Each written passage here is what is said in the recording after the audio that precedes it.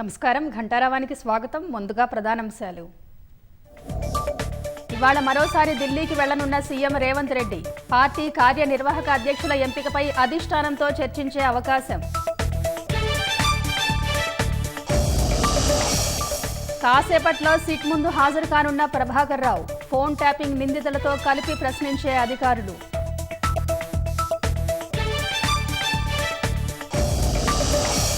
భారత్ పాకిస్తాన్ మధ్య ఎవరి జోక్యం అవసరం లేదన్న మోదీ. మధ్యవర్తిత్వాన్ని అనుమతించేది లేదని ట్రంప్నకు స్పష్టీకరణ.